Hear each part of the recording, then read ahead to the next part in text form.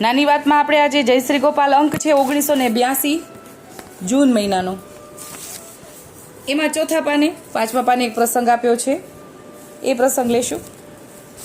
ભાવનગર રાજ્યમાં મહારાજા સર તખ્તસિંહજી રાજા રાજ્ય કરતા હતા.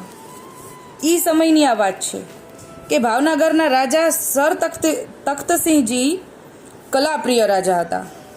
એક સમયે નાટ્યકાર મૂળજી આશારામ પોતાની નાટક કંપની લઈને મોટા મોટા શહેરોમાં પોતાની કળાની નામના હાંસલ કરીને ભાવનગર આવ્યા. ભાવનગર શહેર પહેલેથી જ કલાપ્રિય છે. મૂળજી આશારામે પોતાની નાટક કળાનો પહેલો જ ખેલ રાજા ભૃતુહરિને નાખ્યો હતો. નાટકની વાહ વાહ બોલાવા લાગી હતી. એટલે કે આ પહેલાના રાજાને પહેલેથી ખબર હતી. એટલે આ નાટક કંપનીવાળા પહેલેથી જાણીતા છે. મૂળજી આસારામે પોતાની નાટક કળાનો પહેલો જ રાજા ભૃતુહરિને બતાવ્યો હતો.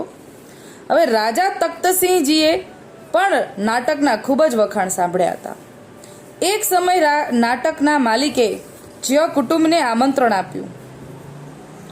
તે રાત્રે નાટક જોવા રાજા તથા રાજ્યના અગ્રેસર માણસો એ પણ નાટક જોવા આવ્યા. નાટકના માલિક પોતે જ રાજા ભૃતુહરિનો પાઠ ભજવતા હતા, ભાવ ભજવી રહ્યા હતા. હવે બનવા કાળે વાત એવી બની કે રાજાએ જ્યારે મૂળજી આશારામ ભૃતુહરિનો સ્વાંગ ધારણ કરીને સ્ટેજ ઉપર આવ્યા ત્યારે સર તખ્તજીએ બોલ્યા કે મૂળજી, તું અત્યારે મને પગે લાગ તો હું આ મારા પગમાં જે સોનાનો તોડો છે એ તને ઇનામ આપું. એટલે ઓલા સ્વાંગ ધારણ કરેલા રાજા છે ને એને ઓલા અત્યારના રાજાએ કીધું. પેલાના મહારાજાઓ સોનાના તોડા એક પગમાં પહેરતા હતા. એ રીતે ભૃતુહરિ બનેલા મૂળજી આશારામે પણ સોનાનો તોડો એક પગમાં પહેરેલો હતો. એટલે કે બે એક એક પગમાં તોડો પહેરેલો હતો. હવે જે અત્યારનો રાજા છે એણે કીધું સ્વાંગ ધારણ કરવા વાળા રાજાને, એટલે કે નટવૈયાને, બજાવવા વાળાને, કે હું તને આપું, મને પગે લાગતો તને આપું. એટલે ઓલા એ પગમાં પહેરેલો જ છે. હવે રાજાના અભિમાન ભર્યા વચન સાંભળીને મૂળજી આસારામ ગુસ્સાથી બોલ્યા, અરે રાજાજી, તમે તો એક ભાવનગરના રાજ્યના 1800 પાદરના ધણી છો, જ્યારે હું અત્યારે ભૃતુહરિ 92 લાખ માળવાના ધણી આપની સામે ઉપસ્થિત છું. એટલે આ ભૃતુહરિ જે રાજા હતા એ આનાથી મોટા હતા. હવે ખાલી આણે સ્વાંગ જ ધારણ કરેલો છે, આ તો નાટક કરે છે, પણ નાટકમાં એ તો આનાથી મોટો રાજા છે. એટલે કહે છે કે હું તો 92 લાખ માળવાના ધણી છું. જો આપ મારા પગમાં નમો ને તો હું પણ આપને આ સોનાનો તોડો ઇનામમાં આપી દઉં, એવું આ નાટક બજાવવાવાળા રાજાએ કીધું. આવા વચન, એક નાટ્યકારના વચન સાંભળીને રાજાને રોમ રોમ ક્રોધની જ્વાળા લાગી.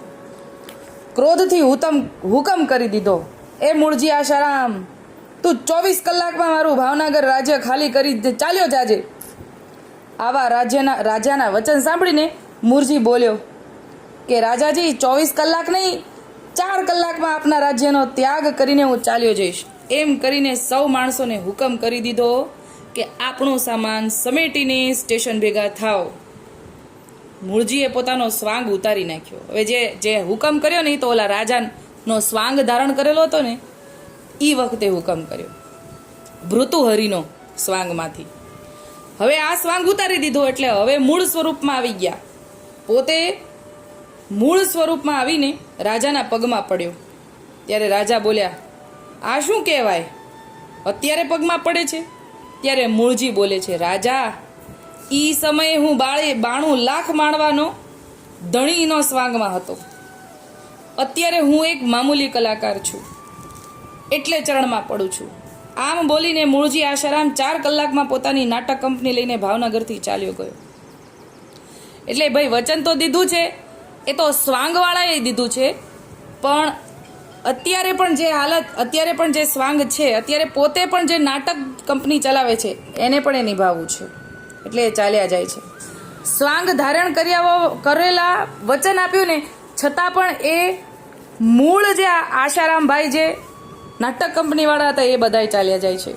હવે તમે જ વિચારો કે આ એક અદકાના નાટક કલાકારને પોતાના નકલી સ્વાંગનું આવું અભિમાન હતું, તો આપણા પ્રભુ તો રાજન કે રાજા મહારાજા ધીરા જેવા આપણા સ્વામીના સોહાગનું અભિમાન કેમ ન હોવું જોઈએ? આપણે તો ખાલી ખોટો વેશ નથી ધારણ કર્યો, આપણને તો સ્વાભિમાનથી આપણે તિલક ધારણ કરવું જોઈએ.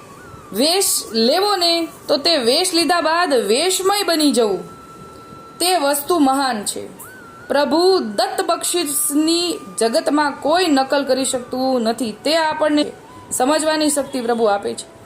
જે સાચા અને પૂરા ભગવદીયની જ્ઞાન વાણી ગૂઢ હોય છતાં સમજી શકાય નહીં, એવા પણ જીવો છે કે આ બધી વાતો નજરે જુએ છે છતાં તેના ચિત્તમાં સમજી શકાતું નથી. ઘણા સમજે તો અનુભવતા નથી. તેઓ હાથે દીવો લઈને પ્રકાશ હોવા છતાં પણ કૂવે પડવા આતુર હોય છે. આનો ઉપાય શું? માત્ર વૈષ્ણવનો વેશ ધારણ કરે છે ને તો કોટી જન્મના પાપ દૂર થઈ જાય છે. તો જે શુદ્ધ હૃદયથી વૈષ્ણવ છે એને પ્રભુ શા માટે ભક્તિનું સુખ ન આપે? એક વૈષ્ણવ રાજાને ખુશ કરવા માટે દયા ભવૈયા આવેલા છે. એણે વૈષ્ણવનો સ્વાંગ ધારણ કર્યો. રાજા તે વૈષ્ણવી સ્વાંગને નમી પડ્યો. ખોટો સ્વાંગ ભલે દયા ભવૈયાએ ધારણ કર્યો હતો, તો તેની અંદરથી 4 હત્યા ગઈ. આપણે આ નાની વાતમાં લીધેલો છે, આપણે પુષ્ટિ સંહિતામાં એ પ્રસંગ આવે છે. હવે હજી પણ એક અહીંયા બીજો એક પ્રસંગ છે, નાનો એવો, એ પણ લઈ લઈએ. એક પઠાણનો પુત્ર શ્રી ગુસાઈજી પાસે નામ પામ્યો. એનામાં વૈષ્ણવતાનો આવેશ આવી ગયો. વૈષ્ણવતાની રીતિ પ્રમાણે રહેવા લાગ્યો. ડોકમાં માળા પહેરે, કપાળમાં દેદીપ્યમાન તિલક કરે. આ જોઈને તેના મા બાપ બાદશાહ પાસે ફરિયાદે ગયા. એટલે કે હવે દીકરો કરે છે પણ મા બાપને પસંદ નથી, એટલે બાદશાહ પાસે ફરિયાદ કરવા જાય છે.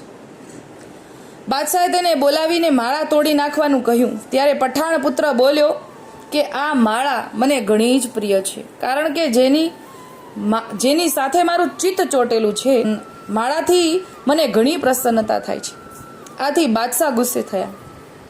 તેણે તલવાર મંગાવી તેનું માથું કાપવાનો હુકમ કરી નાખ્યો.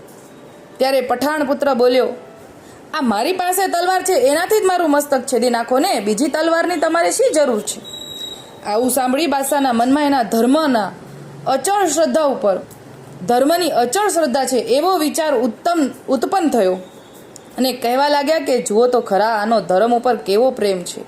ધર્મની ખાતર તે પોતાનો શિરછેદ કરવાને તત્પર થયો છે. હું એના પર પ્રસન્ન થયો છું, માટે એને છોડી દો. એ તો ખરો સત્યવાદી છે. અને બાદશાહે પછી તેને પોતાની ચાકરીમાં રાખ્યો. આમ સાચા વૈષ્ણવે પોતાની માળા અને તિલક એવા અમર સોહાગનું સદાય રક્ષણ કરવું જોઈએ. પ્રાણ જાય તો પણ તેનો ત્યાગ ન કરવો. જો વૈષ્ણવના ગળામાં માળા અને કપાળમાં તિલક ન હોય તો તેનામાં વૈષ્ણવતા નથી એમ ચોક્કસ સમજવું. જેમ જનોય વગર બ્રાહ્મણ એક ક્ષણ પણ ન રહે ને, એવી જ રીતે વૈષ્ણવે માળા વગર ન રહેવું જોઈએ. માળા વગર વૈષ્ણવ રહે તો ઘણો દોષિત થાય છે. અત્યારે આ જોયું આપણે કે ખાલી એક રાજાનો સ્વાંગ ધારણ કર્યો છે આ ભવૈયાએ, તો રાજાના આવેશમાં પણ એ જે રાજા ન કરે ને નથી કરતા, એ રાજા જેવું જ વર્તન કરે છે. આવેશ એનો એટલો બધો છે. તો આપણે તો સદા આવેશી છીએ, વૈષ્ણવના આવેશી છીએ, ઠાકોરજીના આવેશમાં રહેવાનું છે, એવું આપણને અહીંયા બતાવ્યું.